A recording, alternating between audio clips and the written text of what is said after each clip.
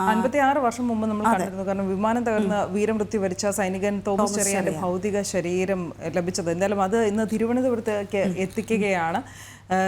നാളെ പത്തനംതിട്ട ഇലന്തൂരിൽ എത്തിച്ച് സംസ്കാര ചടങ്ങുകളൊക്കെ നടത്തുമെന്നാണ് അറിയിച്ചിട്ടുള്ളത്. പൂർണ്ണ സൈനിക ബഹുമതികളോടെയായിരിക്കും സംസ്കാരം.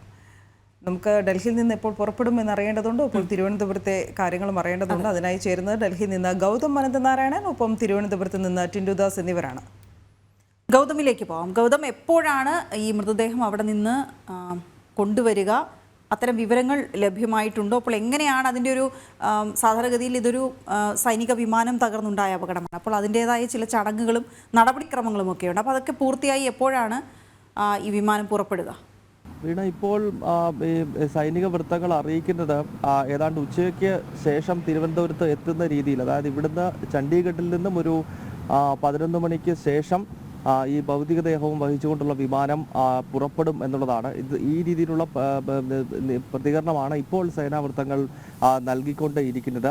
ലഡാക്കിൽ നിന്നും ലഭിച്ച ഈ തോമസ് ചെറിയാന്റെയും മറ്റ് 2 പേരുടെയും ഭൗതികദേഹം നിലവിൽ ചണ്ഡീഗഡിലെ സൈനിക താവളത്തിൽ എത്തിച്ചിട്ടുണ്ട്. അവിടെ ചില നടപടിക്രമങ്ങൾ പുരോഗമിച്ചുകൊണ്ടിരിക്കുകയാണ്. അതിനുശേഷമാണ് 11 മണി കഴിഞ്ഞ് തിരുവനന്തപുരത്തേക്ക് വിമാനത്തിൽ ഈ ഭൗതികദേഹം എത്തിക്കുക.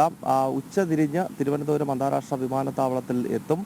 അതിനുശേഷം പിന്നീട് കുടുംബം അറിയിച്ചിരിക്കുന്നത് നേരത്തെ പത്തനംതിട്ടയിൽ നിന്നും റിപ്പോർട്ട് ചെയ്തതാണ്. അതായത് നാളെയാണ് സംസ്കാര ചടങ്ങുകളും മറ്റും നടക്കുന്നത്. ഇലന്തൂരിൽ നിന്നും ഒരു വിലാപയാത്രയും മറ്റും ഈ സംസ്കാര ചടങ്ങ് നടക്കുന്ന പള്ളിയിലേക്ക് ഒരുക്കിയിട്ടുണ്ട് എന്നാണ് ഇപ്പോൾ വ്യക്തമാക്കിയിരിക്കുന്നത്. ഏതായാലും വലിയൊരു ദൗത്യം സൈന്യത്തിന്റെ നേതൃത്വത്തിൽ നടന്നതിന്റെ റിസൾട്ടിലേക്ക് കാര്യങ്ങൾ എത്തി എന്നുള്ളതാണ്. നേരത്തെ സൂചിപ്പിച്ചതുപോലെ 6 പതിറ്റാണ്ടിന് ശേഷം 1968 ഫെബ്രുവരി മാസത്തിലാണ് ഇപ്പോൾ ഈ ഭൗതികദേഹമുള്ള ചണ്ഡീഗഡിൽ നിന്ന് തന്നെ ഈ വിമാനം അന്ന് പറന്നുയർന്നത്.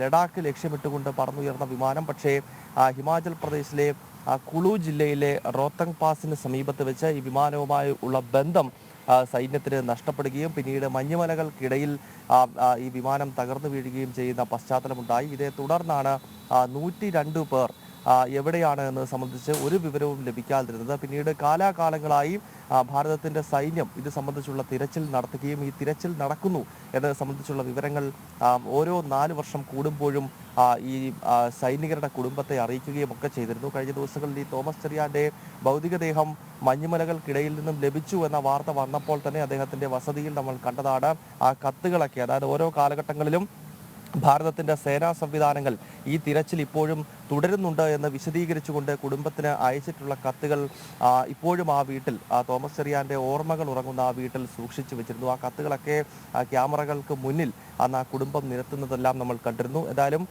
ലോകത്തിലെ തന്നെ ഏറ്റവും കാലപ്പഴക്കം ചെന്ന് അല്ലെങ്കിൽ ഏറ്റവും സമയമെടുത്ത് നടന്നിട്ടുള്ള ഒരു ദൗത്യമായി ഇപ്പോഴത്തെ ഈ ഒരു ലഡാക്കിലേക്ക് പോയ കാണാതായ വിമാനം സംബന്ധിച്ചുള്ള തിരച്ചിലിനെ നമുക്ക് വിശദീകരിക്കാൻ സാധിക്കും. ഭാരതത്തിന്റെ സൈന്യത്തിന്റെ ഭാഗമായിട്ടുള്ള ഡോഗ്ര സ്കൗട്ട്സും അതോടൊപ്പം തന്നെ തിരങ്ക മൗണ്ടൻ റെസ്ക്യൂ ടീമുമാണ് കാലാകാലങ്ങളായി അവിടെ ഇത്തരത്തിൽ ഒരു തിരച്ചിൽ നടത്തിയത്. 2003 ഇതിൽ വലിയൊരു വഴിത്തിരിവുണ്ടായത്. AB വാജ്പേയി സർക്കാർ കേന്ദ്രത്തിൽ അധികാരത്തിലിരിക്കുന്ന ഘട്ടത്തിൽ ഈ തിരച്ചിൽ കൂടുതൽ ഊർജിതമായി നടത്തണം എന്നൊരു നിർദ്ദേശം പ്രതിരോധ മന്ത്രാലയത്തിന്റെ ഭാഗത്ത് നിന്ന് ഉണ്ടാവുകയും അന്ന് 2003 ഈ വിമാനത്തിന്റെ അവശിഷ്ടം ആദ്യമായി കണ്ടെത്തുകയും ചെയ്തിരുന്നു. പിന്നീട് 2005, 2006, 2019 തുടങ്ങിയ വർഷങ്ങളിൽ ഈ വിമാനത്തിന്റെ അവശിഷ്ടങ്ങൾ പല ഭാഗങ്ങളിലായി റോത്തങ് പാസിന്റെ ഈ വിമാനം തകർന്നു വീണുവെന്ന് കണക്കാക്കിയ ആ മേഖലയുടെ പല ഭാഗങ്ങളിൽ നിന്നും ഇത് സംബന്ധിച്ചുള്ള അവശിഷ്ടങ്ങൾ ലഭിക്കുകയും 2019 ഇതിൽ വലിയൊരു വഴിത്തിരിവുണ്ടായി. 5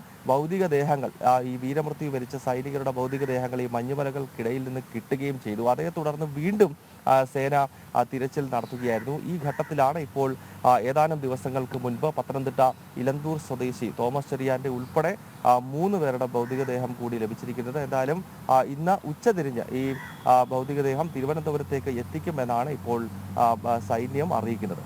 വീണ.